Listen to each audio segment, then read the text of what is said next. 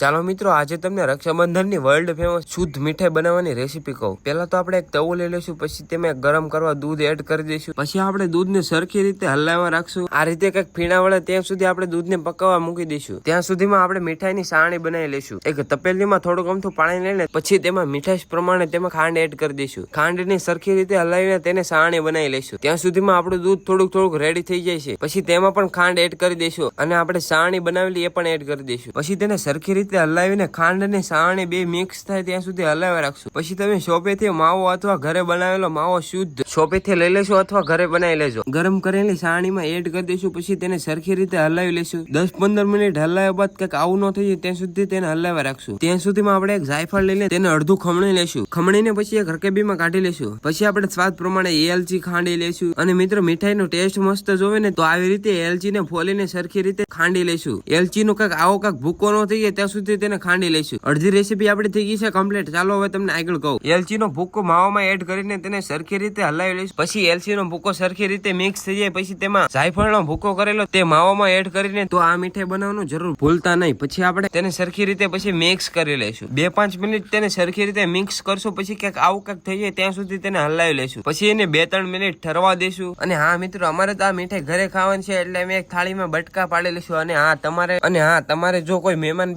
આવ્યું હોય ને તો આ મીઠાઈને સરખી રીતે ગોળ પેંડાનો આકાર આપી દેજો. અને હા મિત્રો, થોડીક વાર ઠરી જાય પછી ક્યાંક આપણે આવી રીતે ઠેરાવીને તેને ચમચીએથી દબી દેશું. મિત્રો, આપણે મીઠાઈ ક્યાંક આવી ક્યાંક દેખાય છે. અને હા મિત્રો, તમે રક્ષાબંધનની મીઠાઈ લેવા જવાના હોય ને તો આ ટેસ્ટી મીઠાઈ બનાવવાનું જરૂર ન ભૂલતા. પછી આપણે સરખી રીતે તેને કટિંગ કરી લઈશું. અને હા, તમે આવા જ વિડીયો જોવા માટે ફોલો કરતા જજો, લાઈક કરતા જજો અને કોમેન્ટ મારતા જજો. મિત્રો, આપણે ટેસ્ટી મીઠાઈ બનીને થઈ ગઈ છે રેડી. અને હા મિત્રો, આ વર્લ્ડ ફેમસ મીઠાઈ બનાવવાનું જરૂર ભૂલતા નહીં હો. ચાલો આપણે મળીએ પાછા એક નવી રેસીપી સાથે. ત્યાં સુધી બધાને બાય બાય. અને હા, બનાવવાનું જરૂર ન ભૂલતા હો.